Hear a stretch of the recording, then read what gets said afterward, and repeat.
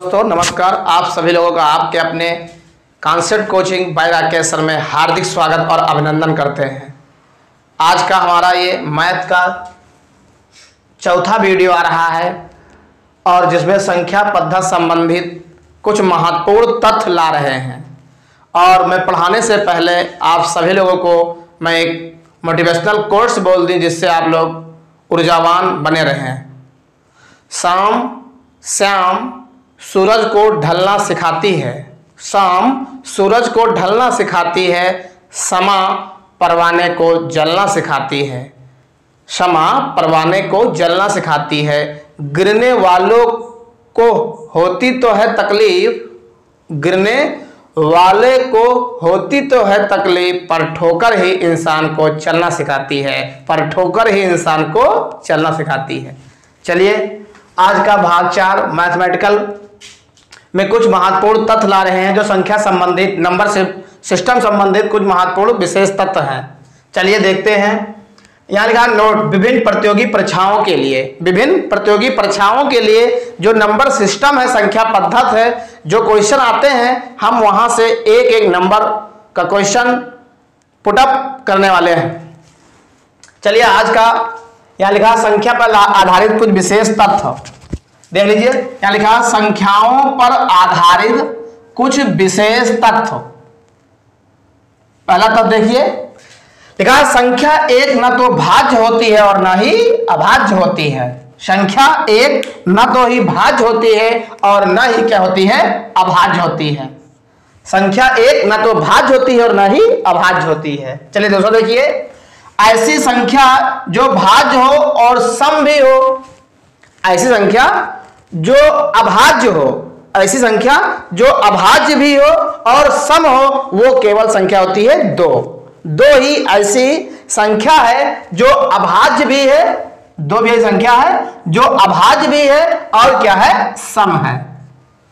और अगला देखते हैं, वह दो अभाज्य संख्याएं, वह दो अभाज्य संख्याएं जिनके बीच एक सम संख्या होती है। दो अभाज्य संख्या, वह दो अभाज्य संख्याएं जिनके बीच एक सम संख्या होती है, उसे कहते हैं अभाज्य जोड़ा। क्या कहते हैं, अभाज्य जोड़ा।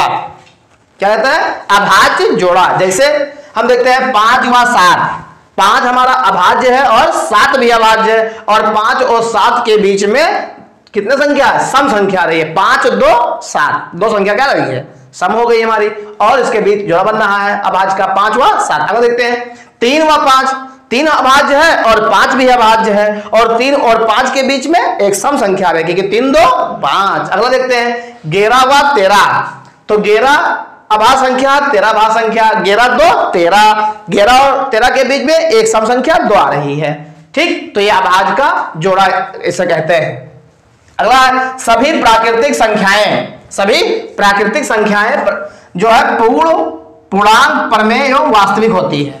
क्या, सभी प्राकृतिक संख्याएं पूर्ण, पूर्णांक, प्रमेय व वास्तविक होती है।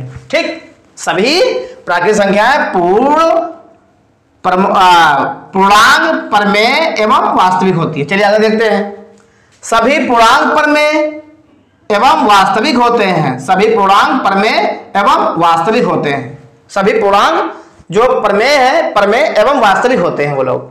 अगला क्वेश्चन, सभी पूर्णांक, प्रमेय एवं अप्रमेय संख्याएं वास्तविक होते हैं। सभी पूर्णांक एवं प्रमेय एवं अप्रमेय संख्याएं, सभी पूर्णांक, प्रमेय एवं अप्रमेय संख्याएं वास्तविक होते हैं। ठीक, अगला अभाज्य एवं यौगिक, अभाज्य एवं यौगिक सम तथा विषम संख्याएं होती हैं।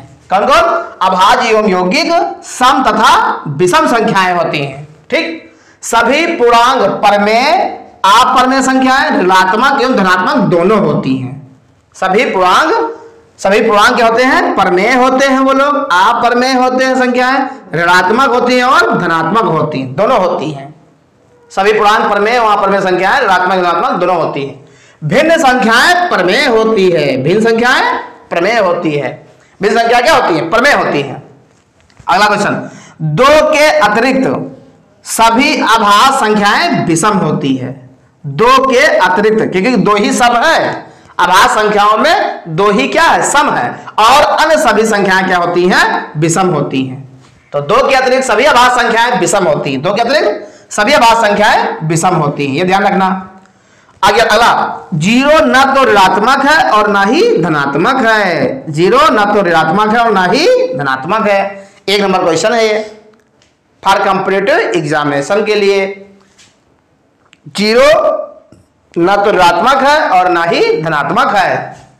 अगला, शून्य में किसी संख्या से भाग देने पर, शून्य में किसी संख्या से भाग देने पर शून्य आता है। क्या आता है, शून्य आता है। कि शून्य में किसी संख्या से भाग देने क्या है, शून्य। जैसे लिखा है 0 बटा a बराबर क्या होगा, 0 होगा। 0 बटा a बराबर 0। यहाँ a फॉर है any number, a for any number. अगर 0 को a से एनी नंबर से भाग करेंगे 0 आ गया। जैसे 0 बटा 10 0 आ गया, देखो 0 बटा 10 0 आ गया। इसी प्रकार डॉट डॉट चलता रहेगा, क्योंकि अगर 0 को 10 से भाग करेंगे क्या उत्तर आएगा, 0 आएगा। और 0 को अगर यहाँ लिखा a for any number, any number होगा तो उसको भाग करेंगे 0 आ जाएगा। चलिए अगला देखते हैं। लिखा है यदि संख्या को शून्य से भाग देते हैं, यदि संख्या को शून्य से भाग देते हैं तो भागफल अनंत आता है। यदि संख्या को शून्य से भाग देते हैं तो भागफल अनंत आता है। यदि संख्या को शून्य से भाग देते हैं तो भागफल अनंत आता है। अर्थात लिखा a बटा 0 बराबर इनफिनाइट, मतलब a for any number, a for any number something कुछ भी हो यहाँ पर, तो a बटा 0 अर्थात कोई संख्या को 0 से भाग करते हैं इनफिनाइट आएगा। Infinite Anant, अप्रभाषित। आर देख लीजिए, लिखा समथिंग बटे 0, मतलब कोई संख्या ऊपर हो नीचे क्या हो, 0 हो। ऊपर कोई भी संख्या हो और नीचे क्या हो, 0 हो। अगर इसको हम भाग करते हैं तो इनफिनाइट आता है। जैसे 4 बटे 0, अगर आप 4 को 0 से भाग करोगे तो इनफिनाइट आएगा। ठीक इसी प्रकार डायरेक्ट चलता रहेगा। चलिए 2 परमेय संख्याओं का योगफल निकालें। अगर हम 2 परमेय संख्याओं का अगर हम योगफल निकालें, अगर हम 2 परमेय संख्याओं का योगफल निकालें या गुणनफल निकालें, 2 परमेय संख्याओं का अगर हम योगफल निकालें और गुणनफल निकालें तो सदैव एक परमेय संख्या होती है। सदैव क्या होती है, एक परमेय संख्या होती है। इसको याद रखना। 2 परमेय संख्याओं का अगर हम योगफल निकालते हैं, अगर 2 परमेय संख्याएं उनका अगर हम जोड़ते हैं या 2 परमेय संख्याओं का अगर हम गुणा करते हैं तो जो उत्तर आता है, जो आंसर आता है वो सदैव क्या होती है, एक परमेय संख्या होती है। याद रखना इसको। चलिए हाँ, बहुत मोस्ट इंपॉर्टेंट क्वेश्चन याद रखना। पाई एक अपरमेय संख्या है। पाई जानते होंगे आप लोग, पाई क्या है, एक अपरमेय संख्या है। तो पाई एक अपरमेय संख्या होती है, परंतु जो इसका मान होता है 22/7 वो एक परमेय संख्या होती है। जबकि पाई एक अपरमेय संख्या होती है। पाई क्या होती है, एक अपरमेय संख्या होती है। पाई एक अपरमेय संख्या होती है जबकि इसका मान होता है 22/7 और वो 22/7 जो होता है वो परमेय संख्या होता है। अर्थात पाई एक अपरमेय संख्या है परंतु इसका मान 22/7 परमेय संख्या है। ठीक, और दे देते हैं कुछ बातें। जैसे सबसे छोटी सम संख्या की बात करें तो सबसे छोटी सम संख्या होती है 2। क्या होती है, 2। सबसे छोटी सम संख्या 2 होती है। और सबसे अगर बड़ी बात करें तो अनंत होती है सबसे बड़ी संख्या। और अगर सबसे छोटी संख्या विषम की बात करें तो सबसे छोटी विषम संख्या होती है 1। क्या होती है, 1। और अगर हम बड़ी की बात करें तो बड़ी तो अनंत होती है। सही है, तो सबसे छोटी संख्या सम 2 होती है और सबसे छोटी संख्या विषम 1 होती है। इन दोनों को अनंत की बात करते हैं तो वो अनंत होगी। सही है, चलिए बस आज के लिए इतना ही क्लास। आप सभी लोगों को आप सभी लोग जो मेरा वीडियो देखते हैं, इतना स्नेह और प्यार देते हैं, इसके लिए आप सभी लोगों का बहुत बहुत धन्यवाद। और हम ये कहना चाहते हैं कि आप लोग मेरे वीडियो को देखते रहें, फायदा उठाते रहें, आगे बढ़ते रहें। और मैं इतना ही कहना चाहता हूं कि मेरे वीडियो को लाइक करिए, सब्सक्राइब करिए, शेयर करिए और अपने